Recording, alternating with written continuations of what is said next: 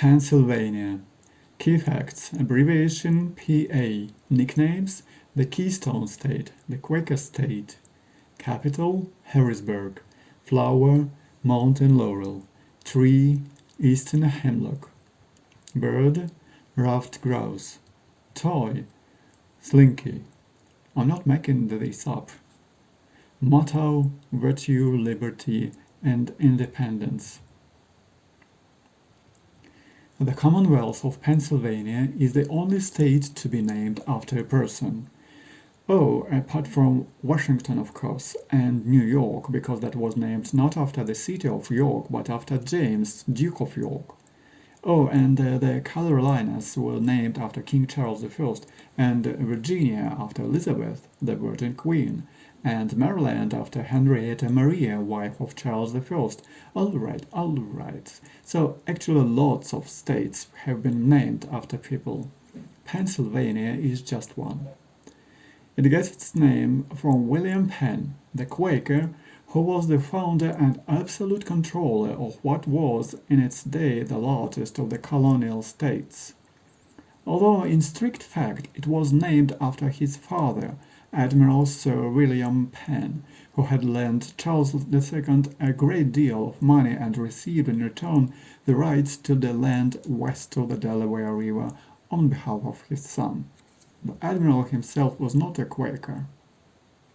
You cannot really have a Quaker with a military rank, it doesn't compute.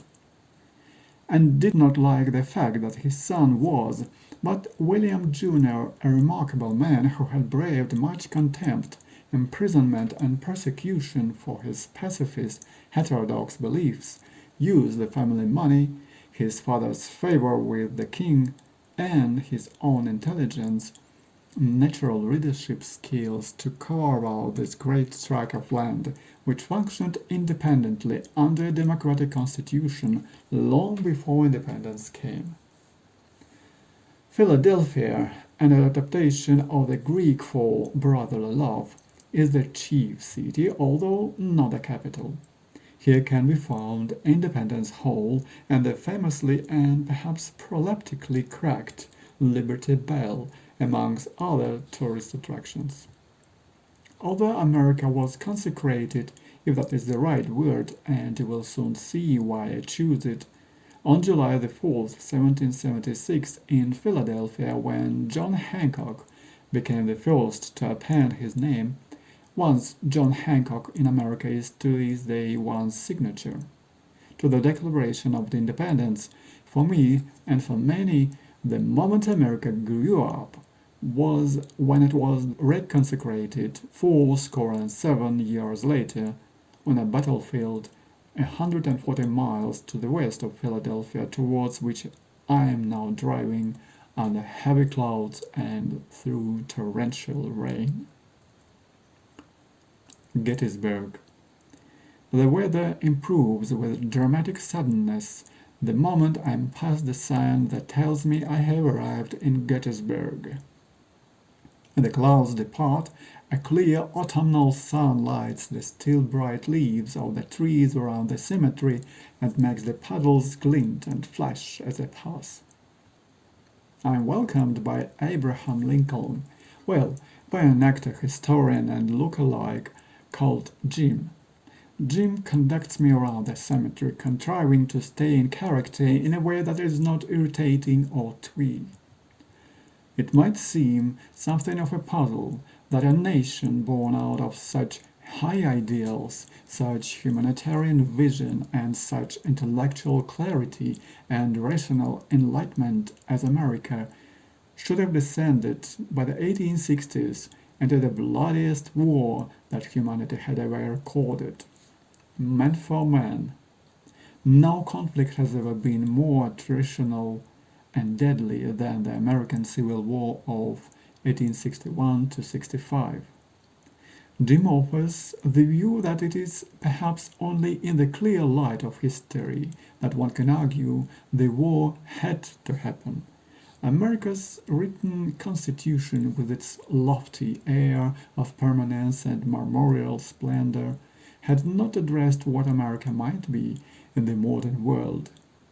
To us all now, the Civil War was, or should have been, about the evils of slavery, and that is how most will think of it.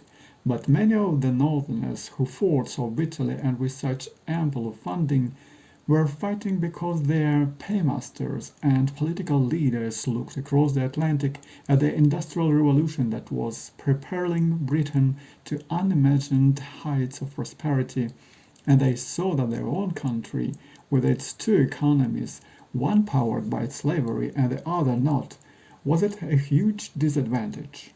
Slavery was outlawed across the Europe, whose countries would not trade with America, not so much out of moral repugnance, but as annoyance at the unfair advantage a labor bill of zero gave the plantation owners.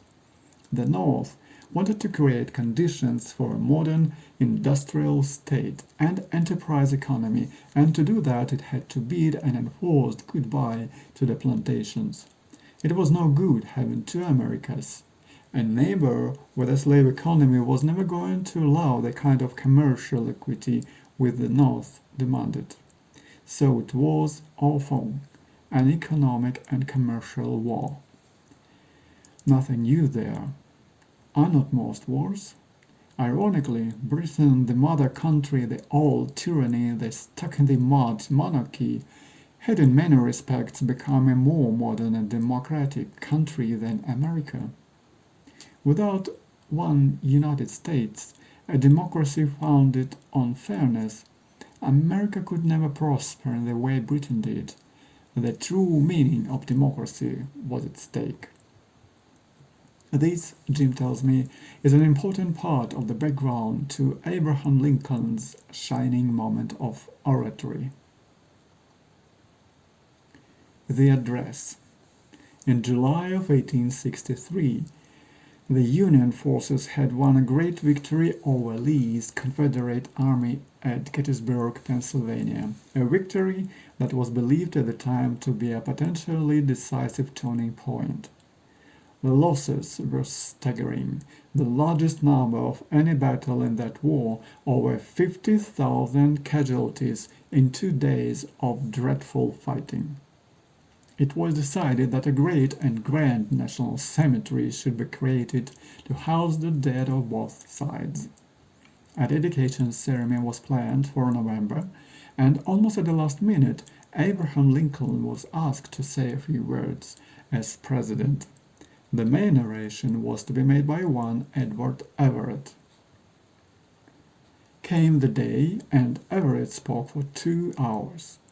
Lincoln then rose to deliver a 10-sentence address in his high-pitched Kentucky accent. When he sat down, it is unlikely he knew that he had delivered one of the greatest speeches in political history. A speech memorized by generation after generation of American school children. A speech whose final sentence is so well known it is in danger of landing on one's ears like an inelegant cliché. I am keen to hear it again. Jim naturally knows it by heart and gives me a private performance. 77 years ago, Jim's voice is sharp and clear. He is speaking the words in exactly the same place where Lincoln first spoke them. The gravestones have heard them before. Our fathers brought forth on this continent a new nation, conceived in liberty, and dedicated to the proposition that all men are created equal. Now we are engaged in a great civil war, testing whether that nation or any nation so conceived and so dedicated can long endure. We are met on the great battlefield of that war. We have come to dedicate a portion of that field as a final resting place for those who here gave their lives, that that nation might live. It is altogether fitting and proper that we should do this. But in a larger sense, we cannot dedicate, we cannot consecrate, we cannot hallow this ground.